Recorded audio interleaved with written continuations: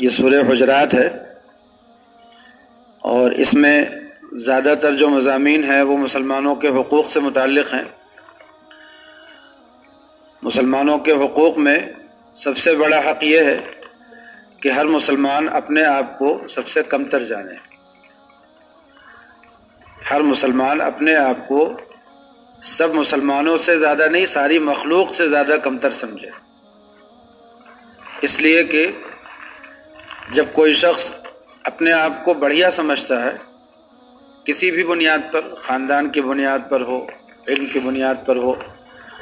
خوبصورتی کی بنیاد پر ہو، مال و دولت کی بنیاد پر ہو، جاہ کی بنیاد پر ہو، رتبے کی، کسی بھی بنیاد پر کوئی شخص اگر اپنے آپ کو بہتر سمجھتا ہے اور دوسروں کو اپنے سے کمتر سمجھتا ہے تو اسی کا نام تو کبر ہے۔ جب کسی کے اندر یہ کبر پیدا ہو جاتا ہے تو اس کی ایک بڑی علامت یہ ظاہر ہوتی ہے کہ پھر حق بات اگر اس کے اپنے اس گھروندے کو توڑنے والی ہے، اس کے گھروندے کو توڑ رہی ہے، تو وہ حق کا ہی انکار کر دیتا ہے، حق بات نہیں قبول کرتا۔ حدیث شریف میں ہے الکبر بطر الحق وغمط الناس، تکبر یہی ہے کہ انسان سچ اور حق کا انکار کر دے، اس کو قبول کرنے سے اس کو اپنا تکبر ٹوٹتا ہوا، غرور ٹوٹتا ہوا محسوس ہو، اس لیے وہ حق ہی کو چھوڑ دے اور دوسروں کو اپنے سے کمتر جانے، ان کی کیا اوقات ہے، ان کی کیا حیثیت ہے، اس طرح کے دماغ میں اس کے جملے ہوں۔ جبکہ تواضع کیا ہے؟ تواضع یہ ہے کہ جب اس کے سامنے دلائل سے کوئی بات سچ سامنے آ جائے تو اس کے ماننے میں اور قبول کرنے میں دیر نہ لگائے۔ اسی لیے بچوں کی تربیت میں یہ ایک بہت اہم پہلو ہے کہ جب بچہ کوئی غلطی کرے اور ماں باپ یا مربی اس کو تربیت کرنے کے لیے سکھائے اسے کہ تم سے غلطی ہو گئی، اور بچہ اپنی بات میں اینچ پیچ کرے، یعنی وہ اس کو کسی طرح سے ثابت کرنے کی کوشش کرے کہ نہیں مجھ سے غلطی نہیں ہوئی ہے،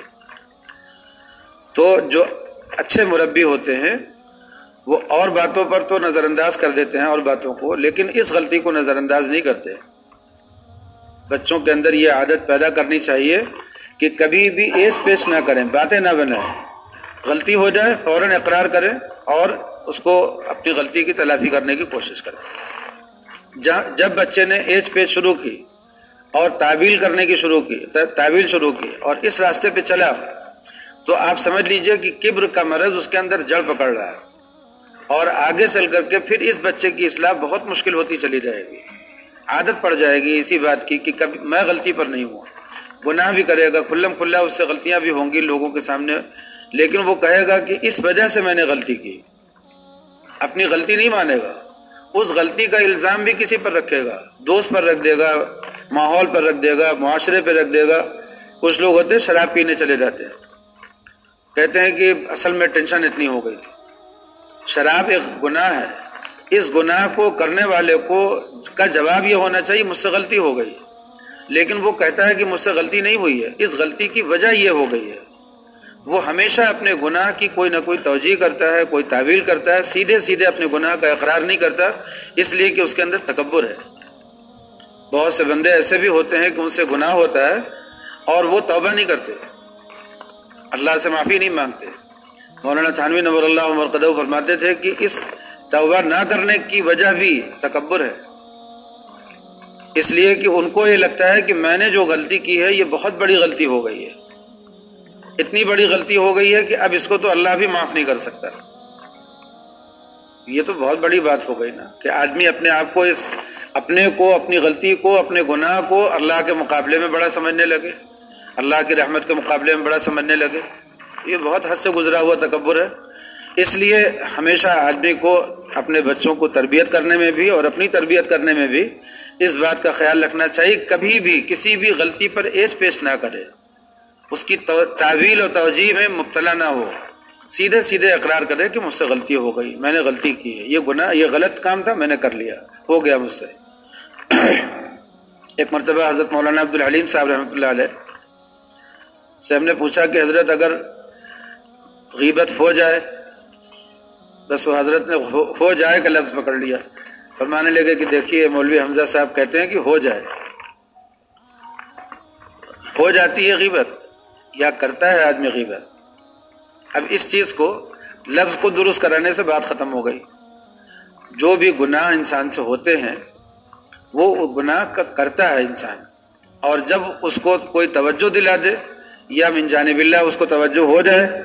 تو اس وقت میں جب ایج پیش میں مشغول ہوگا کہ اس ٹینشن کی وجہ سے، اس اسٹریس کی وجہ سے، اس دباؤ کی وجہ سے، اس ماحول کی وجہ سے، اس وجہ سے، اس وجہ سے، ان کی وجہ سے، ان کی وجہ سے 10 طرح کے بہانے ڈھونڈتا ہے. یہ سارے بہانے اس تکبر کی وجہ سے ہیں کہ میں تو گناہ کر ہی نہیں سکتا تھا،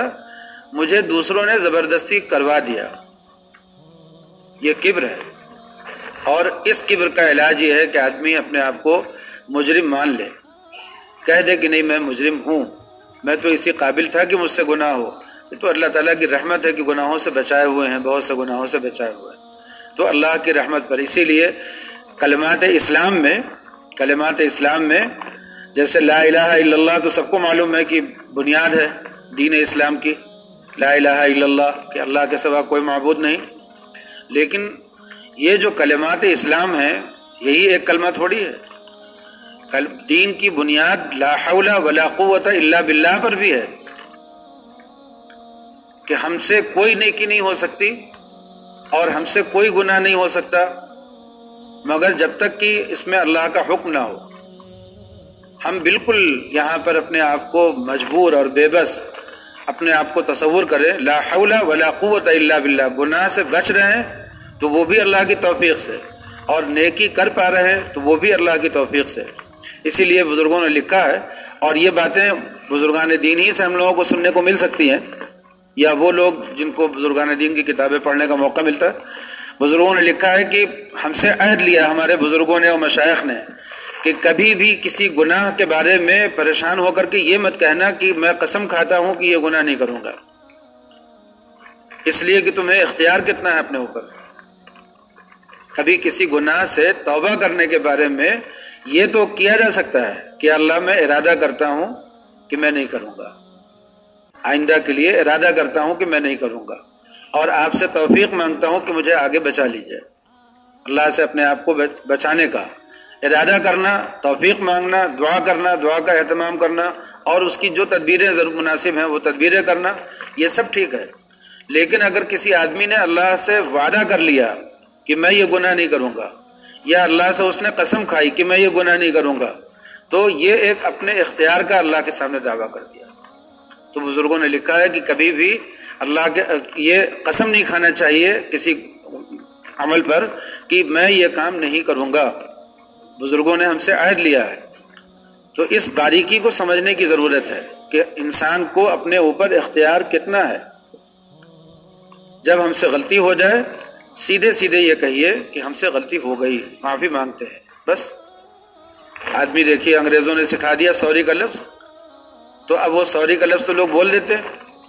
لیکن اللہ کے سامنے معافی کا لفظ بولنے میں آدمی کا تکبر رکاوٹ بن جاتا ہے. تنہائی میں بھی آدمی یہ نہیں کہہ پاتا اللہ سے کہ اللہ مجھ سے غلطی ہو گئی اور میں توبہ کرتا ہوں، میں معافی مانگتا ہوں، آئندہ بچنے کا اہتمام کروں گا، کوشش کروں گا. تو تکبر کی ایک خرابی یہ بھی ہے کہ انسان اپنی غلطی سے باز نہیں آتا اور اپنی غلطی پر ڈٹا رہتا ہے اور ڈھٹائی کرتا ہے اور اس کی توجیہ و تعویل کرتا ہے. یہ سب تکبر کے شاخسانے ہیں. تو بہرحال عرض یہ کر رہا تھا کہ تکبر ایک بہت بڑی بیماری ہے، بلکہ جتنی شیطانی بیماریاں ہیں ان تمام بیماریوں کی جڑ ہے، ام الخبائث ہے. تمام خبیث بیماریوں کی یہ جڑ ہے اور بنیاد ہے. اگر اس بیماری سے ہم اپنے آپ کو نکال سکے تو آپ یہ سمجھ لیجئے کہ پھر اس کے بعد سارے راستے کھل جاتے ہیں. پھر آدمی کے لیے ہر حق کو قبول کرنا اور ہر باطل سے اپنے آپ کو بچانا بہت آسان ہو جاتا ہے. سیدھے راستے پہ چلنا آسان ہے، بزرگوں کی اتباع کرنا آسان ہے. اسی لیے علماء نے لکھا ہے، بزرگوں نے اس کو بیان کیا ہے بار بار کہ دیکھو کسی اللہ والے کے دروازے پر جانے میں سب سے بڑی رکاوٹ اس کا استکبار ہے. کیا ہوتا ہے اگر ہم کسی اللہ والے کے دروازے پر گئے، کسی خانقاہ میں گئے،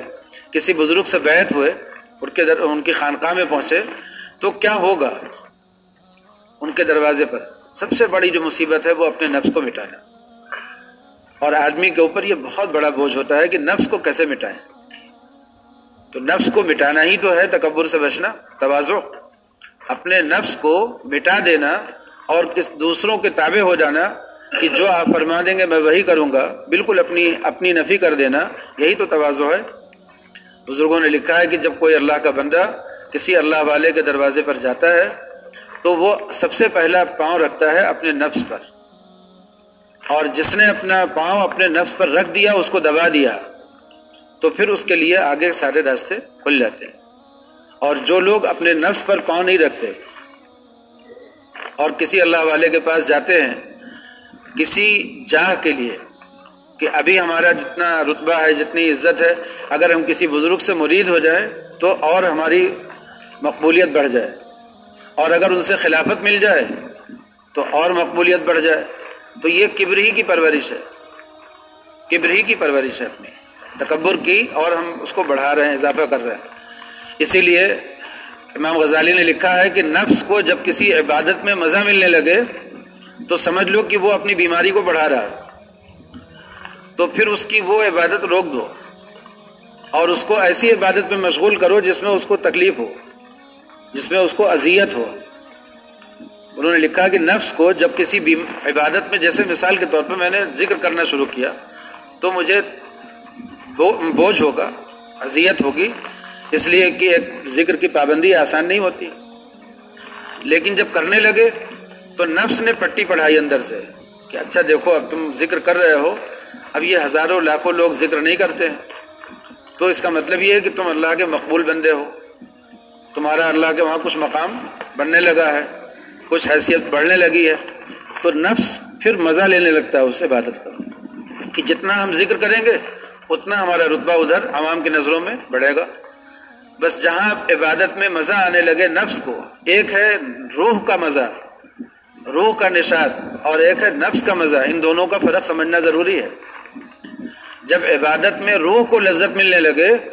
تو وہ فرشتوں والی عبادت ہے، اور جب نفس کو مزہ ملنے لگے تو یہ جانوروں والی عبادت ہے، شیطانوں والی عبادت ہے۔ دونوں میں فرق ہے، ان دونوں کو سمجھنا ضروری ہے۔ اسی لیے کہا جاتا ہے کہ کسی ماہر طبیب کے ساتھ، یعنی کسی اللہ والے کے ساتھ جو تجربہ کار ہو، اپنی عبادت کا نظام شروع کرو، تاکہ وہ تمہیں بتاتا رہے کہ تم کب صحیح راستے پر ہو اور کب غلط راستے پر پڑ گئے، وہ تمہاری رہنمائی کرتا رہے، مرشد اپنا ساتھ لے لو۔ کہا جاتا ہے کہ جب آدمی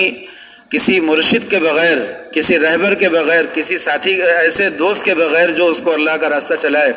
اللہ کے راستے میں چلتا ہے، تو اسے پتہ نہیں چلتا کہ کب وہ شیطان کے راستے پہ چلا گیا اور تباہ ہو جاتا ہے۔ آپ نے دیکھا بالام باور کا قصہ، کیا ہوا؟ عبادت کرتا تھا، پلک جھپکنے کے بقدر بھی اس نے کوئی گناہ نہیں کیا، عبادت میں کوئی کمی نہیں کی، اس قدر زبردست عابد، اور اپنی ماں کے ساتھ بدسلوکی کر بیٹھا، اور اللہ تعالیٰ نے اس کو کیا سزا دی؟ تو یہ موسیٰ علیہ السلام کے حق میں اس نے کیا جملہ بول دیا؟ یہ باتیں جو ہوتی ہے کہ آدمی کو غرور ہونے لگتا ہے اپنی عبادت کا، نشہ چڑھنے لگتا ہے، نفس کو مزہ آنے لگتا ہے، لوگوں کے ہاتھ چومنے اور پیر چھونے اور لوگوں کے تعظیم کرنے سے نفس کی ایک حالت نفس کو ایک لذت ملنے لگتی ہے، تو وہاں سے وہ بگڑ جاتا ہے، پھر اس کا کبر بیدار ہو جاتا ہے۔ تو کبر ایک ایسی خطرناک بیماری ہے کہ انسان کے تمام ایمان کو اور تمام اس کے اعمال کو ضائع کرنے کے لیے تنہا یہ ایک مرض کافی ہے۔ اسی لیے نبی کریم صلی اللہ علیہ وسلم نے فرمایا کہ رائی کے دانے کے برابر بھی اگر کسی کے اندر یہ مرض ہے تو اس کو جنت میں داخلہ نہیں ملے گا۔ اس لیے اس بیماری سے نکلنے کی بہت کوشش کرنا چاہیے۔ ہم نے بتایا تھا کہ ساری بیماریاں اسی سے پیدا ہوتی ہیں۔ شیطانی بیماریاں، ایک تو نفسانی بیماریاں ہوتی ہیں، وہ الگ ہیں، لیکن شیطانی بیماریاں جتنی ہیں وہ سب کے سب کبر سے، ان کی جو جڑ ہے وہ کبر ہے۔ اب ہم لوگ آتے ہیں غیبت پر۔ اللہ تعالیٰ نے فرمایا کہ دیکھو ایک گناہ تو یہ ہے کہ زیادہ اندازے مت لگاؤ، اس لیے کہ بعض اندازے جو ہوتے ہیں وہ گناہ میں مبتلا کر دیتے ہیں۔ دوسری غلطی ہے تجسس مت کرو، ٹو میں مت رہو، اس لیے کہ ٹو کیوں کرتے ہو کسی کی؟ ٹو اس لیے کرتے ہو نا تاکہ دوسروں کا عیب پتہ چلے، جب دوسروں کا عیب پتہ چلے گا تو تمہارے نفس کو مزہ ملے گا کہ چلو اس سے تو ہم بہتر ہوئے۔ آدمی دوسروں کا عیب کیوں تلاش کرتا ہے؟ اپنے کو بہتر بنانے کے لیے، دوسروں کا درجہ اپنی نظروں میں گرانے کے لیے۔ تو تجسس ایک بیماری ہے، کبر سے پیدا ہوتی ہے۔ اس کے مقابلے میں، تجسس کے مقابلے میں کیا ہے؟ سماحت، صرف نظر، یعنی اگر کسی کی کوئی بات ہمارے سامنے آ بھی رہی ہو، کوئی بیان بھی کرنے لگے کسی کا عیب، تو ہم اس کو ٹال دیں، نہیں ہم کو مت سناؤ، ہمیں سننے کی فرصت نہیں، موقع نہیں ہے، اس کی بات کو دبا دیں، یا اس نے سنا ہی دیا تو اس کی کوئی توجیہ اور تعویل اچھی کر دیں، اور اپنے دل میں بھی اس کے بارے میں کوئی بدگمانی نہ پالیں، جیسا کہ اللہ والوں کا دستور ہوتا ہے۔ اللہ والوں کو اگر ہم اپنا مرض پورا کا پورا جا کر کے بتا دیں کہ ہم نے اتنا زنا کیا، اتنی چوری کی، اتنا کیا، ڈاکہ ڈالا، یہ کیا وہ کیا، سارا مرض بھی بتا دیں، پھر بھی اللہ والوں کی نظروں میں ایک رائی کے دانہ کے برابر بھی درجہ گرتا نہیں۔ کسی گنہگار کو اپنی نظروں میں کوئی گنہگار ملتا نہیں، اس لیے کہ وہ اپنے آپ کو سب سے بڑا، اور اگر وہ اپنے آپ کو سب سے بڑا نہیں سمجھتے اللہ والے نہیں بنتے، اس آدمی نے بھی اللہ والے اللہ والے کے سامنے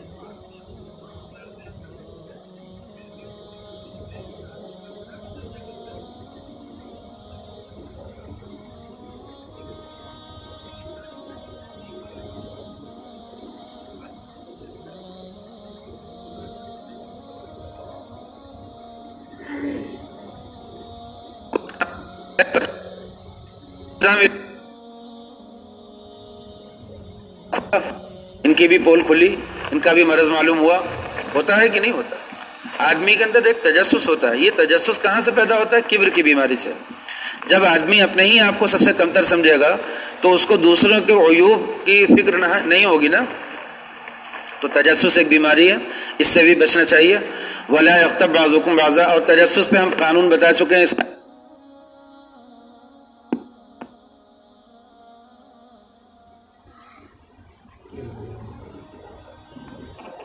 بازا کہ کوئی آدمی کسی کی غیبت نہ کرے۔ غیبت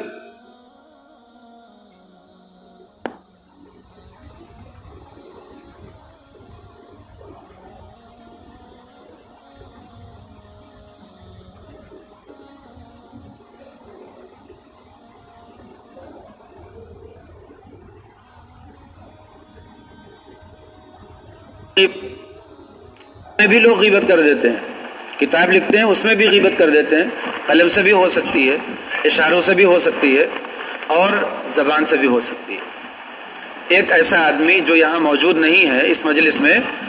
اور ہم اس کا کوئی ایسا تذکرہ نکال بیٹھیں جس میں اس کا کوئی عیب ظاہر ہوتا ہو، جس میں اس کی عزت جاتی ہو، اس کی سبکی ہوتی ہو،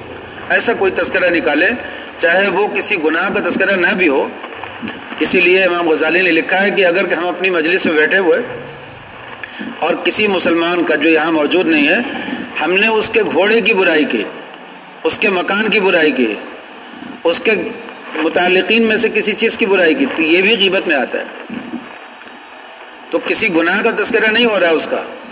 لیکن اس کا کوئی ایسا تذکرہ ہو رہا ہے کہ اگر اس سے پتہ چلے تو اسے تکلیف ہوگی، اور یہاں ہوتا تو دفاع کر لیتا، جواب دے دیتا، اس کا بچاؤ کر لیتا اپنا، لیکن ہم نے وہ یہاں ہے نہیں، اپنا بچاؤ کر نہیں سکتا، اور ہمارے لیے اس کی آبرو حلال ہے نہیں۔ اگر وہ کافر حربی ہوتا، جنگ ہو رہی ہوتی، کافر حربی ہوتا، تو اس کافر حربی کی برائی کرنا جائز ہوتا، اس لیے کہ تو اس کی جان حلال ہو گئی، تو اس کی آبرو بھی حلال ہے، اس کا مال بھی حلال ہے۔ کافر حربی جو ہے جس سے جنگ ہو رہی ہو، اس کی تو جان بھی حلال ہے، اس کا مال بھی حلال ہے، اور اس کی آبرو بھی حلال ہے۔ حالانکہ فقہ نے لکھا ہے کہ کافر حربی کی بھی بے وجہ برائی مت کرو، اس لیے کہ یہ برائی خود اپنی ذات میں غلط چیز ہے، تو اگر حرام نہیں بھی ہوگی تو مکروہ تو ہوگی، یعنی فضول کلام تو ہوا، کلام فضول میں داخل ہو کر کے ایک مکروہ بات تو ہو ہی جائے گی، اس لیے کافر حربی کی بھی برائی کرنے کی کوئی ضرورت نہیں۔ ہاں اگر کوئی جنگی ضرورت ہو تو پھر کر سکتے ہیں، اسی طرح اور ضرورت اگر پڑ جائے تو مسلمان کی برائی بھی کر سکتے ہیں۔ جیسے کوئی مسلمان ناپ تول میں کمی کرتا ہے، یا اس کی ذات سے لوگوں کو نقصان پہنچنے کا کوئی ڈر ہے، تو ہم نے اس کی پیٹھ پیچھے لوگوں کو بتا دیا کہ دیکھو اس سے جب سودا خریدنا تو احتیاط کرنا، اس لیے کہ ناپ تول میں گڑبڑ کر دیتا ہے، یا ریٹ صحیح نہیں رکھتا، یا اپنی بہو بیٹیوں کو اس سے بچانا، اس کے اندر یہ مرض ہے، زنا کا مرض ہے، یا ہم نے اس کا کوئی ایسا عیب جس سے ہمیں محسوس یہ ہوتا ہے کہ لوگوں کو نقصان پہنچ سکتا ہے انجانے میں، تو اس کے نقصان سے بچانے کے لیے ہم نے بتا دیا اگر، تو یہ عیب نہیں ہے، یہ غیبت نہیں ہوتی۔ یا کسی بچے میں، لڑکے میں کوئی مرض ہے، کوئی غلطی اس کی ہم نے دیکھی تو اس کے ماں باپ سے بتا دیا تاکہ ماں باپ اس کی اصلاح کر سکیں، تو یہ بھی غیبت نہیں ہے۔ بیوی کا کوئی مسئلہ تھا اور اس کے شوہر سے بتا دیا تاکہ وہ اس کا شوہر اس کی اصلاح کر دے، یا اس کے ماں باپ سے بتا دیا، یا عوام کی کوئی بات تھی قاضی سے بتا دیا، یا مصلح امت سے بتا دیا، جو اس علاقے کا مصلح ہے، بڑا عالم ہے، اس کو بتا دیا کہ دیکھیے اس طرح کی لوگ غلطیاں کر رہے ہیں آج کل، تو یہ غیبت میں نہیں داخل ہوتا، اس لیے کہ یہ اس لیے بیان کیا جا رہا ہے تاکہ اس کی اصلاح ہو،